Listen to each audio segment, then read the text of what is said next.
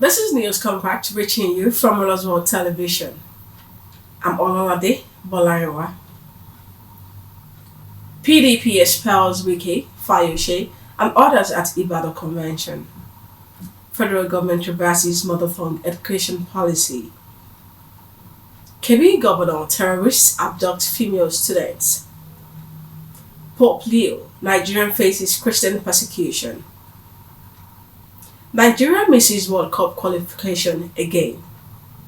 Now the news in details.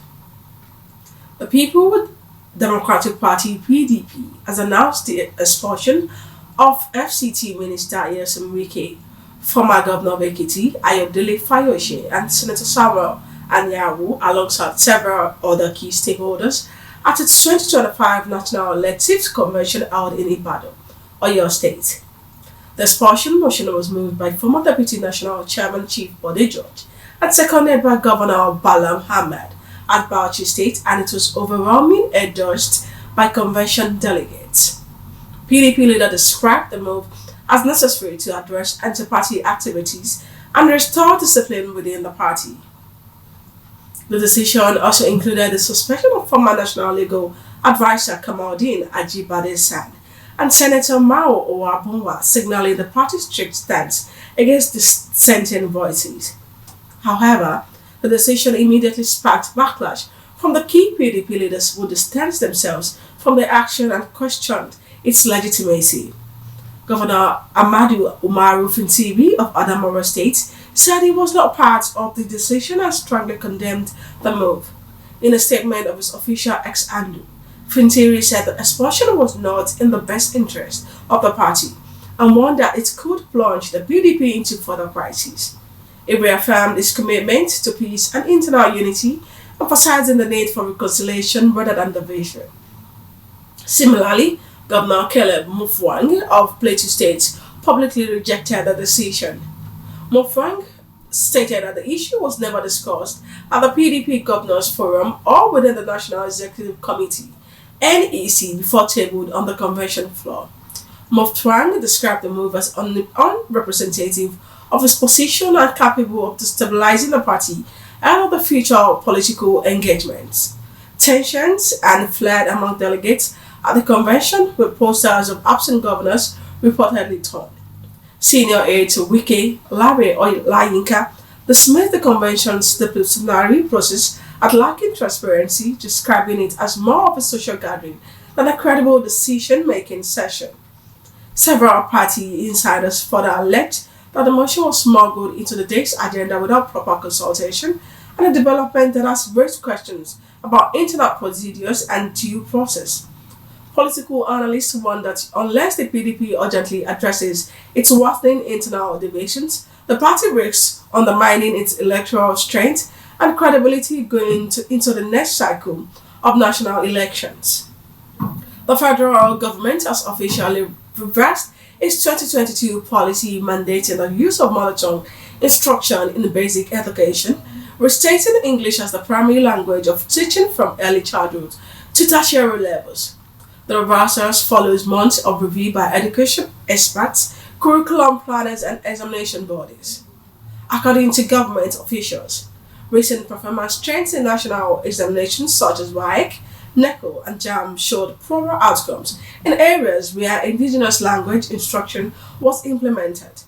They argued that the uniform English-based system will strengthen the competitiveness, improve comprehension, and align schooling with global academic standards. However, critics of the reversal warned that the move could erode Nigerians' cultural identity and widen learning gaps, particularly in rural communities.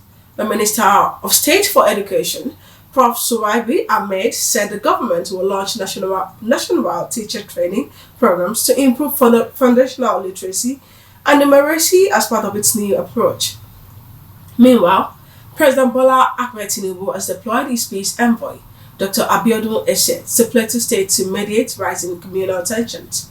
The envoy held meeting with Christian leaders, Fulani, representatives, youth groups, women associations, and traditional rulers across several local government areas. During the intervention, a 17-member peace committee was established to strengthen dialogue conflict resolution at the grassroots.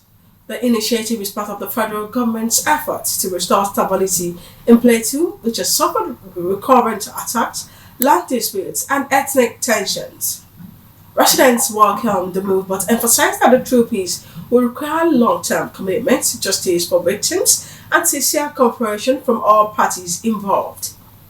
Pope Leo XIV has listed Nigerian among countries experiencing severe persecution of Christians. Following increasing attacks on churches and worshippers, the Pope made the remarks while praying for victims of a recent massacre in Benue State, where about 200 displaced Christians were reportedly killed at a Catholic mission. Subiscono discriminazioni e persecuzioni. Penso in particolare a Bangladesh, Nigeria, Mozambico, Sudan e altri paesi, dai quali giungono spesso notizie di attacchi a comunità e luoghi di culto. The Catholic Church in Nigeria welcomed Pope's intervention, saying his comments highlight the scale of religious violence affecting many states. Church leaders, however, criticized that they describe a slow and inadequate government response to repeated attack on Christians' community. Human rights groups say Nigerians recorded thousands of Christian-related killings in recent years, urging authorities to prioritize protection for vulnerable communities.